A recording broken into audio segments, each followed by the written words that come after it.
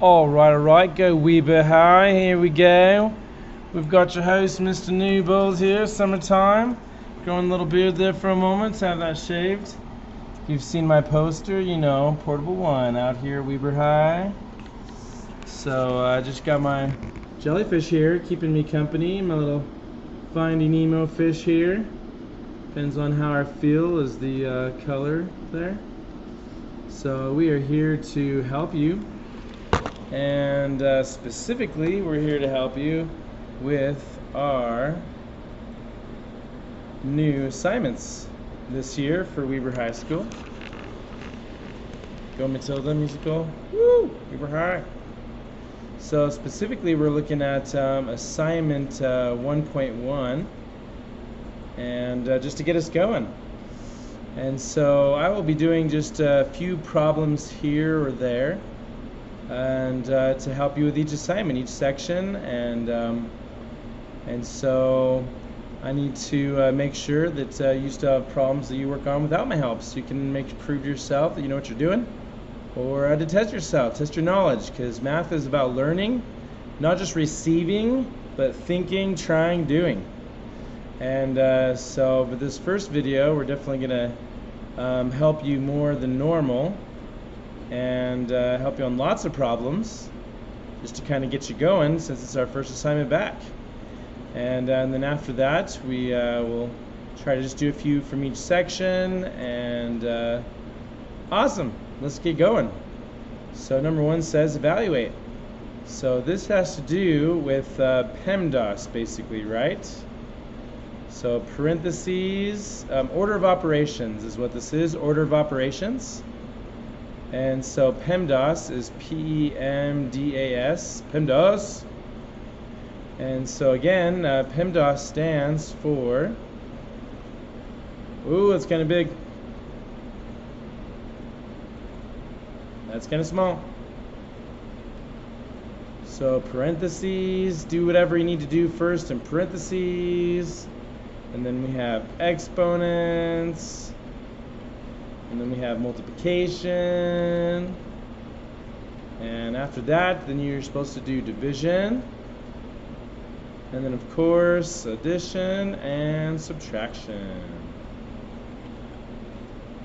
You're going to put your name on your worksheet. Don't forget to try each problem on your own first. Pause me, you behind the screen, pause me, and try each problem on your own. So we're going to go ahead and do PEMDAS here. And it's in order to get this problem correct. There are several ways to do this problem incorrect, to do it wrong. So first, I don't see any parentheses, but I do see some exponents going on. So we're going to do 2 squared, and 2 times 2 is 4. And then after exponents is multiplication. So we're going to do 30 times 2, which is 60. Then after multiplication is a division. So we're going to do 60 divided by that 4 that we found. And 60 divided by 4 is 15. And then after that we can finally do subtraction and minus the 5. And so that gives us our answer of 10. Nice, nice. Now, do you remember how to, pause me now, try it on your own, you behind the screen, pause me. So go ahead and pause it. So do you remember how to do, pause it, try it on your own. Do you remember how to do multiplication with fractions? Well, the interesting thing about multiplication with fractions is that you can just multiply straight across the top. You can even cancel things diagonally, so we should get negative 3/7. But we'll go ahead and give it a try. We'll give it a try here. And so we'll go ahead and do 3 times negative 5 is negative 15. And 5 times 7 on the bottom is 35. And so we're going to divide by the greatest common factor there. And so we're going to divide by 5. And so when we divide by 5 to the top and bottom, we do get 15 divided by 5 is negative 3, 35 divided by 5 is 7, so we do get negative 3/7. Nice. Solve for x. Well, order operations is going to be still kind of playing a role here. But you have to be careful because sometimes they are out of order slightly. So to undo, we want to get access to the x, and we have a c and a y in the way. I want to solve for x. So if we go to multiply by c over to this side, then that's going to help us a lot. And we have x plus y is equal to d times c. And then we'll just simply get that y to the other side by minusing by y. And now we get x is equal to dc minus y is our answer. That's our answer, right? There. Okay, so then solve the following algebraic expressions is next. So go ahead and give that a try next. Okay, so you're always going to have like a review at the beginning of these assignments. Always have a good review before you jump into the lesson, so just remember that. We're going to keep on reviewing these things for the ACTs. Don't forget how to do them. Okay, simplify the following algebraic expression. Write the answer in standard form. Okay, well we have a 10x squared, and we're going to go ahead and just go ahead and do a subtraction there, a minus 3x squared, and 10x squared minus 3x squared. The x squared just comes along for the ride, since they both have that in common. And 10 minus 3 is 7. Bada bing, bada bang, bada boom. You got this. Distribute the negative through. Now don't forget, standard form means something. What does standard form mean? So it means highest power first. So don't forget to always do the highest power first. And that will definitely help you. Highest power first. So don't forget that the standard form is going to be the highest power first. And in this case, we distribute the negative through, and we put the highest power first, which is the x to the fourth power. So we get negative x to the fourth power minus 5x cubed. Again, bada bing, bada bang, bada boom. So I'm going to let you go and try number 6 on your own. You're going to take that negative 9 and distribute it through first. Okay. So you get like a negative, what, 9 times 3, 27x.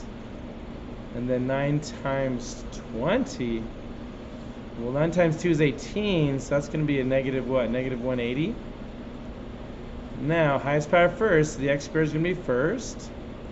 And you are going to have to combine that 2 over there first with the negative 80.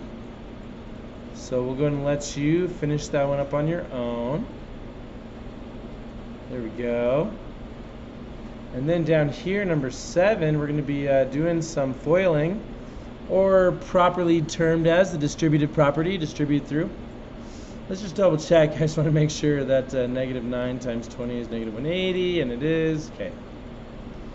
Okay, so we're going to do first term. First times first is first.